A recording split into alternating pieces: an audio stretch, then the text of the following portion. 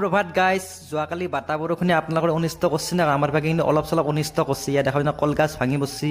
লগতে তাৰে কাষত এডাল গামেৰি আছিল আৰু গামেৰিডালে উগলি পৰছি আৰু কাৰেণ্টৰ তাৰ বা চাহ কিবা কিবি অলপ চলপ অনিষ্ট কৰিছে ৰাতিপুৱা চাহ খাম এয়া ৰাতিপুৱা চাহ মালপই দি খাম আজি দেখা পাইছে নে গাইজ আৰু মালপই খাবা ইমান টেষ্টি হৈছে ধুনীয়াকৈ মালপই দি চাহ তাহ খালোঁ চাহ তাহ খাই উঠি ফাৰ্মাচীত গেলোঁ আৰু ফাৰ্মাচীত কিছু সময় থাকলোঁ থকাৰ পিছত এটা গৰু আহিল বৰষুণত তিতি দি গৰুটোক বিস্কুট খাবা দিলোঁ তাৰপিছত বাইকৰ চাৰিপাত ল'লোঁ বাইকৰ চাৰিপাত বাইকখন অন কৰিলোঁ ধুনীয়াকৈ চেল্ফটো টিপি দিলোঁ চেল্ফটো টিপি দি হেলমেটটো পিন্ধি ল'লোঁ হেলমেটটো পিন্ধি দি পাঠশালা গ'লোঁ পাঠশালাত মেডিচিন ল'লোঁ আৰু আহি থাকোঁতে এখন গাড়ী দেখা পালোঁ নতুন গাড়ী আৰু গাড়ীখন আপোনালোকক দেখাই দিলোঁ তাৰপিছত হাট বজাৰত গ'লোঁ অলপ চব্জি বজাৰ কৰিব লগা আছে ধুনীয়াকৈ আহিলোঁ আহিয়ে ৰঙা জ্বালা দেখা পালোঁ টিকটিকা পকা জ্বালা আধা কেজি কিনিলোঁ আদা এক পোৱা কিনিলোঁ বিলাহী আধা কেজি কিনিলোঁ এনেকৈ অলপ বজাৰ কৰিলোঁ বজাৰ কৰাৰ পিছত ৰাতি বিৰাট বৰষুণ হাতী মুঠা বৰষুণ দিছে দেখা পাইছে নে গাইছ এইটোৱে মিনি ব্লগ ভিডিঅ'টো সম্পূৰ্ণ কৰি চোৱাৰ বাবে ধন্যবাদ।